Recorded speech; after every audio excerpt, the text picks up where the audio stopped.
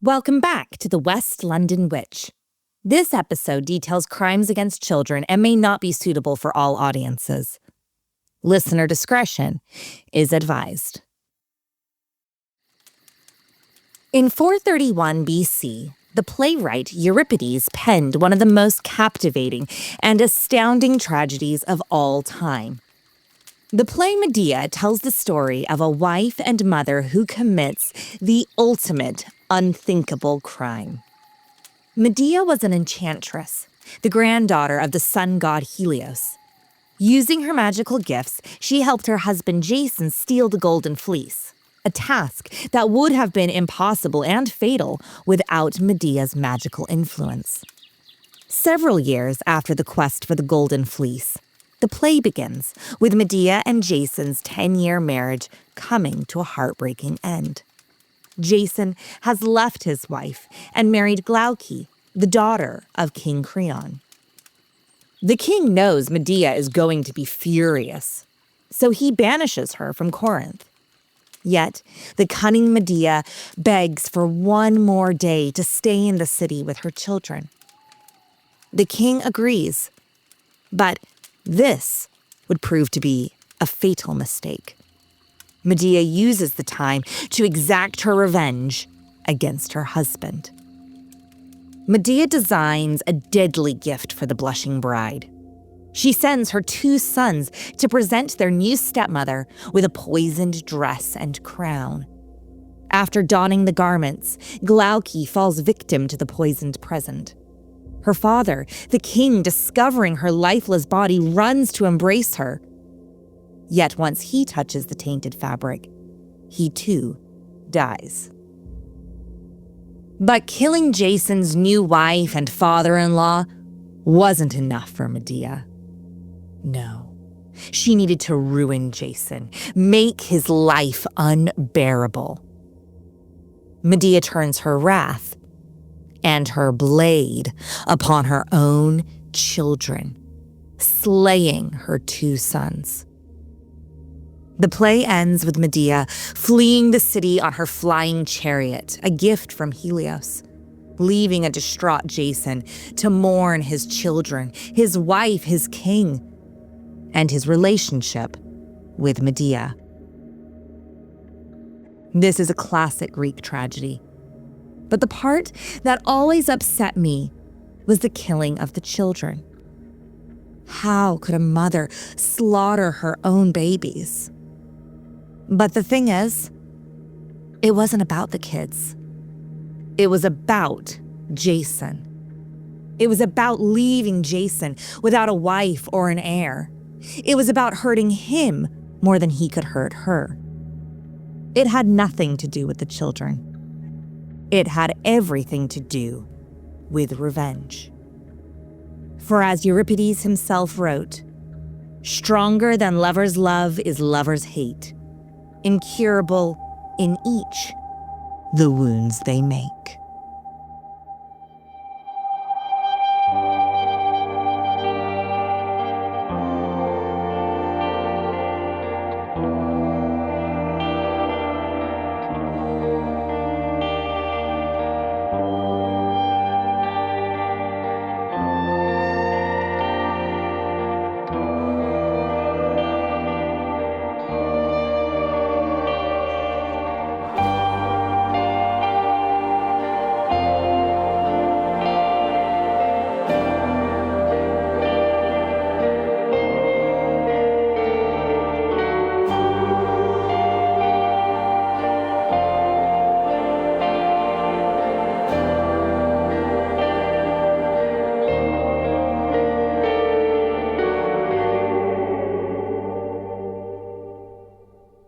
Happy New Year, West London Witch listeners.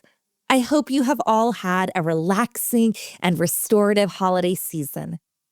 I am beyond thrilled to start 2025 by sharing more spooky stories with you all. This year, if you're looking to support small bespoke content creators, why not join us on Patreon? In addition to unlocking loads of exclusive content, you can feel good about championing 2 creatives. The West London Witch isn't a large corporation. but rather the true definition of a cottage industry. For as little as £1, $1, €1 a month, you can help keep these spooky stories flowing. So why not join us on patreon.com/The West London Witch.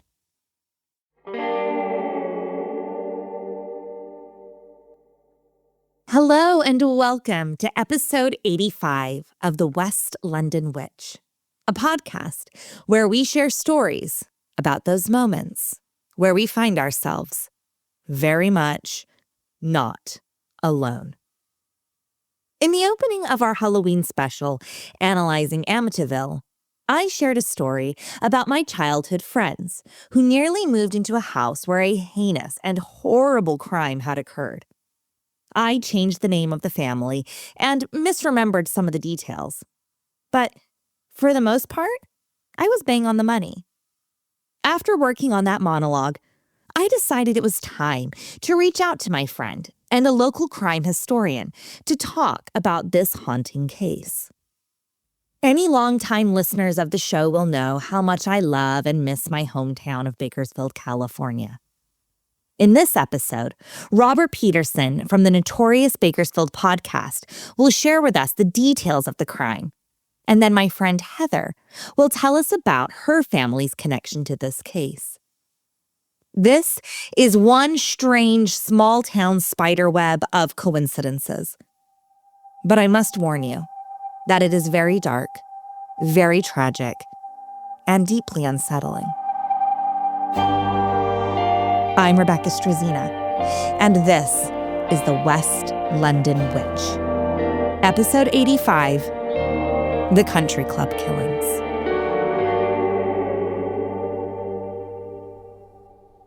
Bakersfield, California is what my mom would call the biggest little town in America. Situated in the San Joaquin Valley, Bakersfield has a long and illustrious history dating back over 1,000 years. Native Americans have called Bakersfield home for centuries, the signs of the Yokit people still visible throughout the city. The area is known for its significant contributions to agriculture, energy production, oil, and is home to the iconic Bakersfield Sound. Located about 90 miles north of Los Angeles, Bakersfield is full of small-town charm and some big city crime. With a population of over 413,000 people, the town is constantly growing and evolving.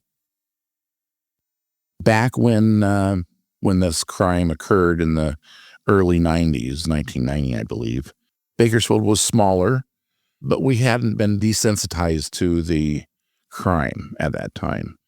Bakersfield is an interesting city in that you can be in a wonderful neighborhood, and then 2 blocks over is a not-so-good neighborhood. I don't want to disparage a certain area, but it's kind of a contrast. The Bakersfield Country Club is in that type of neighborhood. It was very upscale. The houses that are in that neighborhood are today, there's millions of dollars. Matter of fact, I think one of the houses in this neighborhood where this crime occurred, when it was listed just a few years ago, and it was the most expensive house in Bakersfield. So that gives you an idea, into the millions of dollars. The house we will be focusing on today wasn't just in the country club, but rather secluded away in a gated neighborhood within the country club. There is not a more exclusive neighborhood in town. There are only a handful of houses inside this tiny gated community, and it's the sort of location that just screams opulence, sophistication, and of course, safety. It was in this neighborhood where a young couple aspired to build their forever home. The couple was Bill and Dorothy Gutierrez. They met while they were going to college here in Bakersfield at Cal State Bakersfield. They got married, and Dorothy was a school teacher in neighboring Lamont, which is a very small town in close proximity to Bakersfield, probably like a 20 to 30 minute drive. And Bill Gutierrez worked at the post office. Bill had a reputation for being financially wise and savvy. He had purchased a fixer-upper in town, and when the housing market was just right, he sold it off for top dollar. Bill and Dorothy then purchased their first home together. They found a perfect little starter property on the delightfully named Singing Hills Road. The house wasn't in the country club, but rather just next door, tantalizingly close to the aspirational neighborhood. By all indications, they put all of their money into this starter home. It was in the Singing Hills Road house that they lived in when they got married. It was also the home that they welcomed their 2 children into. In 1984, Dorothy gave birth to Brooke Ashley Gutierrez. And in 1987, little Leslie Ann joined the pack. By all accounts, they were a lovely, average, honest, hardworking family. But they were also ambitious. After years in the Singing Hills house, it was time for an upgrade. They sold this starter home and they bought the house in the country club in the gated community. They didn't just buy the house. They built the house. A sprawling 3,400 square foot Spanish revival on the top of a hill overlooking the rest of the chic cul-de-sac. A long, ascending driveway leading up to the pinnacle of their dreams. It was an enviable home. 2 stories with large bedrooms, a spacious kitchen for entertaining, 2 living rooms, and endless space for the girls to run and play. But if you're anything like me, you might be wondering how a postal worker and a teacher could afford such a palatial home in such a prestigious area. Dorothy was a school teacher.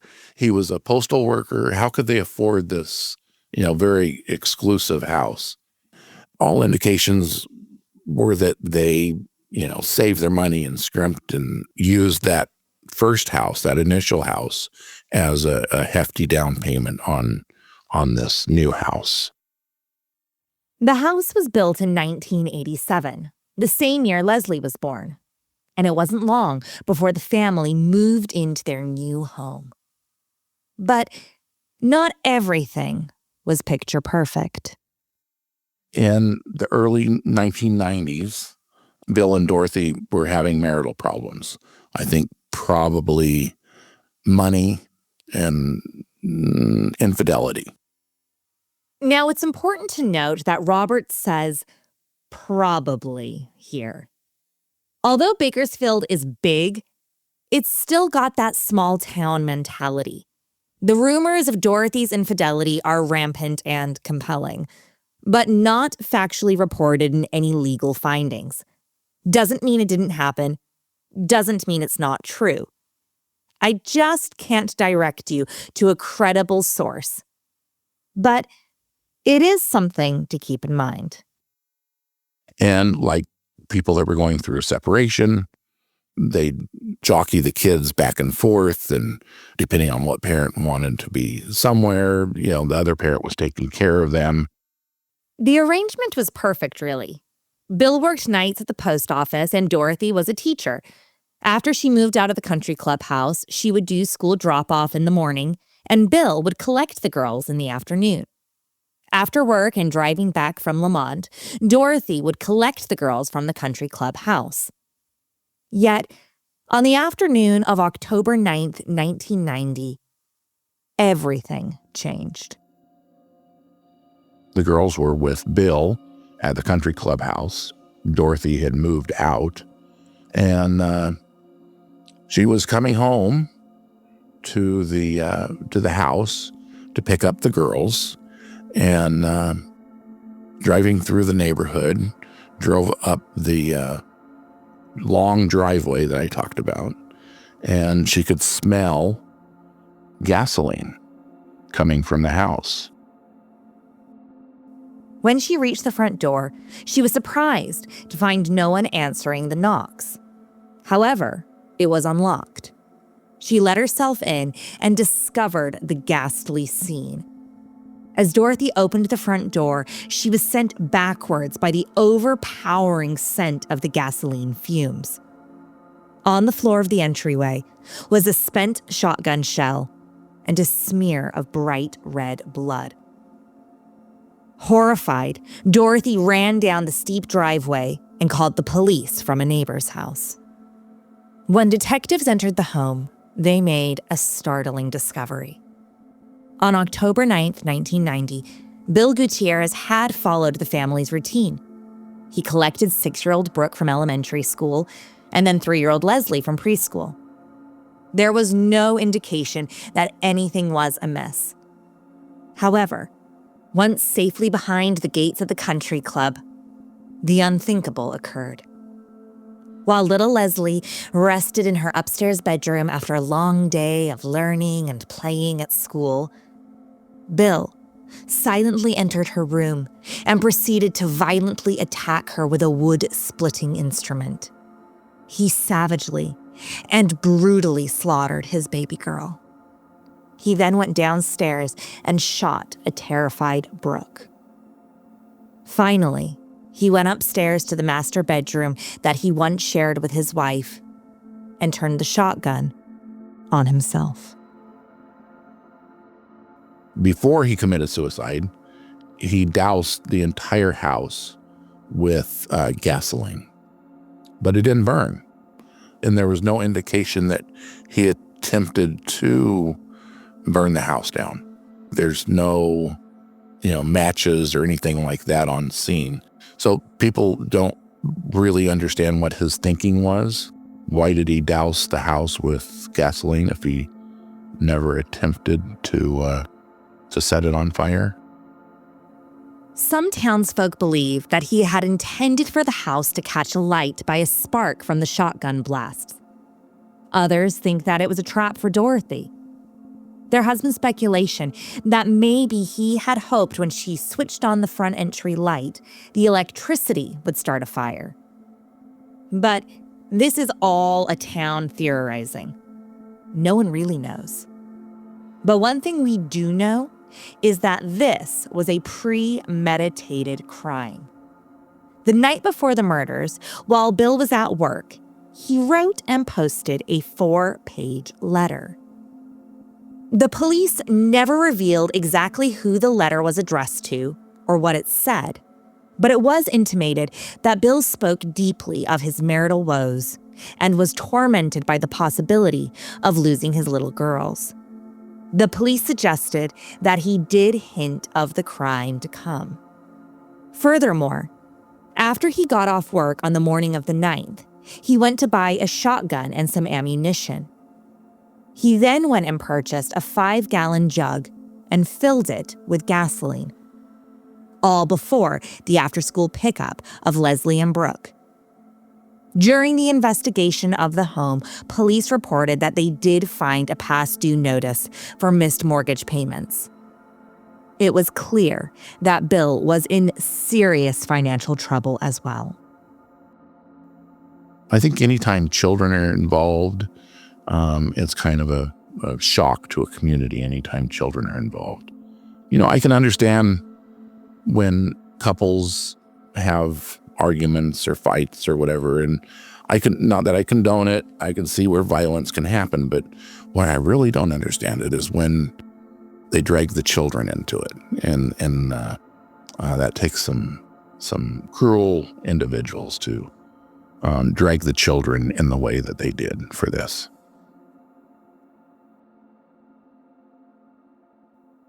This house still stands in the country club, tucked away behind the iron gates, and people do live in it. It comes up for sale every few years, and it's possible that the families viewing the home have no idea of its dark past. And that brings us to the second part of today's story. I'd like to introduce you to my childhood friend, Heather. When we were children, Heather, her sister, and I used to do theater together. We spent years dancing, singing, and reciting monologues under the bright lights of our local spotlight theater. One afternoon in the early 2000s at a fundraiser for a local production of Les Miserables, I remember eavesdropping on our mothers chatting. The two women were quietly discussing a home Heather's family were purchasing. The story I overheard was so astounding, it has stuck with me for 24 years. So much so that when I decided to look into this case, I knew I had to reach out to Heather and ask her to share her family's experience with this infamous country club house. So my family had been looking for a house. We had really outgrown our old house, and we found a amazing, perfect house in a beautiful gated community. It was like really exclusive here in Bakersfield. So the house was actually in the Bakersfield Country Club, and even more exclusive than that, it was in this private gated area in the Bakersfield Country Club. So in this section, I believe there was about 15 houses that were in this secluded gated area inside. So we saw this beautiful house. It had a really, really long driveway. I just remember driving up with my family, my sister and me, and we go inside and we are just awestruck because it's 2 stories, every girl's little dream. We're running around. We go outside. There's like a beautiful pool. It's like up on a hill. Inside, it was redone, very modern, like it had just some little things had been updated recently, you could tell. At the time, it was a hefty price, I felt, for Bakersfield. I believe it was over $400,000, which, this was maybe $2,000. The house was definitely at the top of the family's budget, but they were in love and were already envisioning their future in it. My parents put their house on the market. We put down our deposit for the house. And as we were going through the motions, I believe it was an aunt or something had told my mom, I think that's the house where those murders happened. And my mom was very actually offended. She was like, what are you talking about? Because in Bakersfield, sometimes the news that is really intense, they don't put it out there as much. And we don't have Google at the time. I mean, there's not a lot of information given on certain things. The Bakersfield, California newspaper is privately owned. They can put out what they want for the most part. So my mom was really offended about somebody even suggesting that.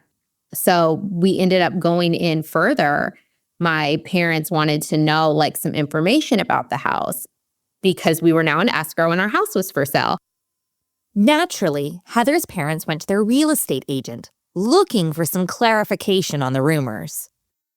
They refused to give us information. And they just basically said, we are not disclosing any information if it's not within a certain time.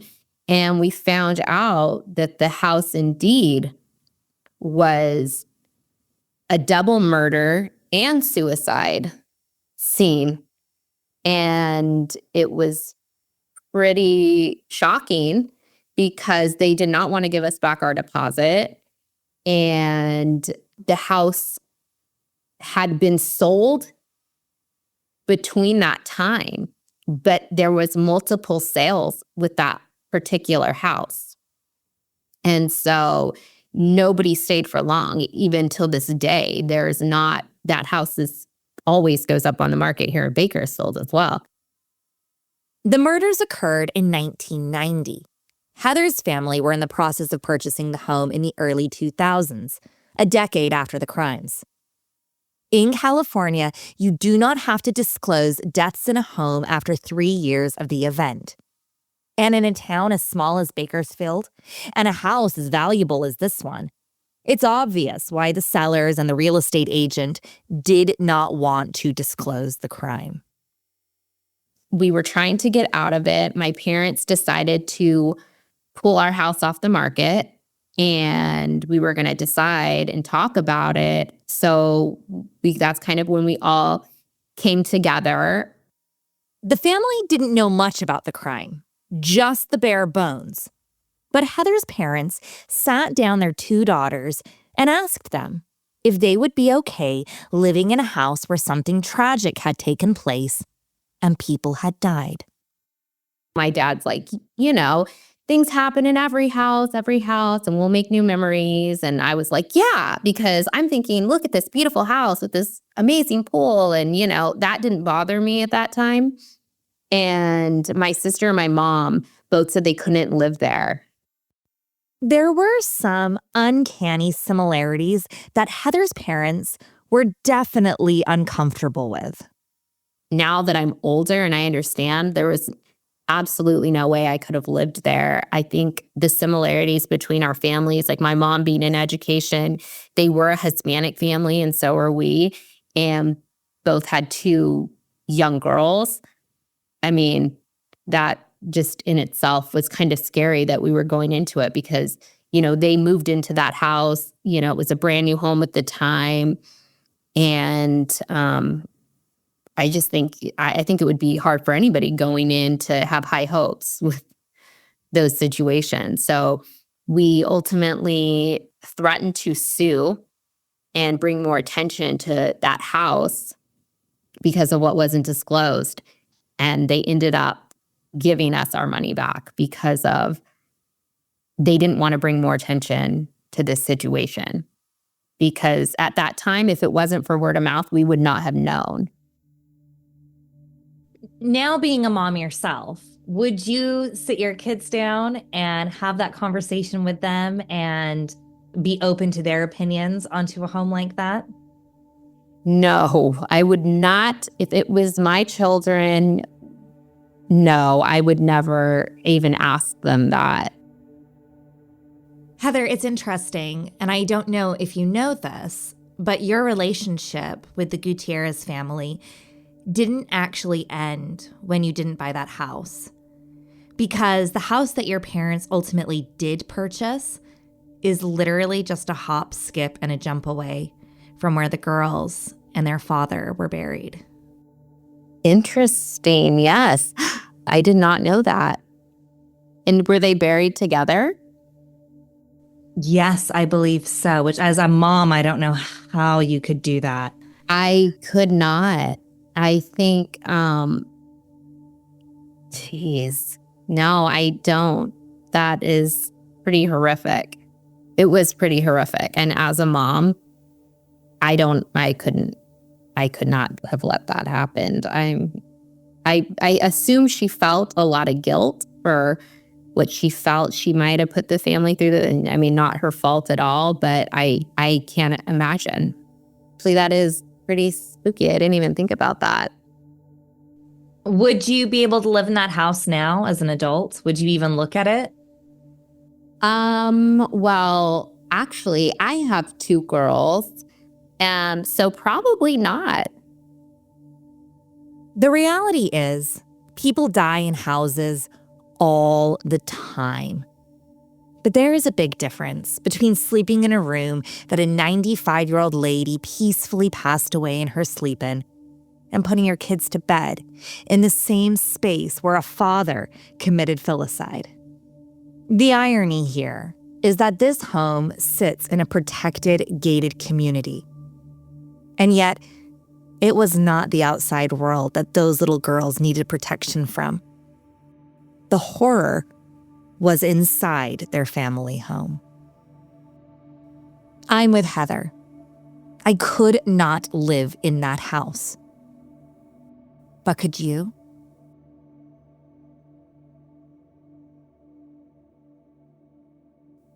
Head on over to the West London Witch Facebook and Instagram and let me know your thoughts.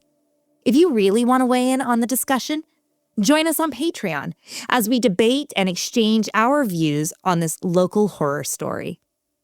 Thank you to Heather and to Robert for sharing these stories with us today and taking us to a dark and eerie corner of my beloved hometown. If you'd like to hear more hometown horror stories, head on over to the Notorious Bakersfield Podcast. And keep your eyes peeled for Robert's new book, Notorious Bakersfield the Book, Volume 2.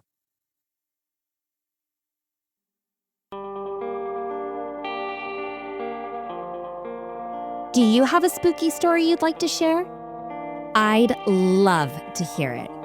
Drop me an email at thewestlondonwitch@gmail.com or find us on Instagram and Facebook at The West London Witch. If you enjoyed today's episode, don't forget to subscribe, rate, and review. And come and follow us for additional content on Instagram and Facebook. Until next time, merry meet, merry part, and merry meet again.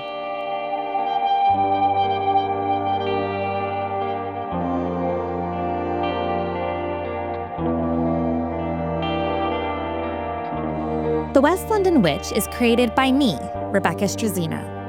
Our sound designer and production magician is the incredible Danny Cross. Our theme music was bespokely written and performed by the wickedly talented Kyle Hall. Our cover art is the beautiful collaboration between Lizzie Wilson and Jake Bowser. Special thanks to Miss Sinead Bowers, our quality control and biggest cheerleader. And thank you to you, all of our listeners all over the world. These are your stories. Thank you for sharing them with us.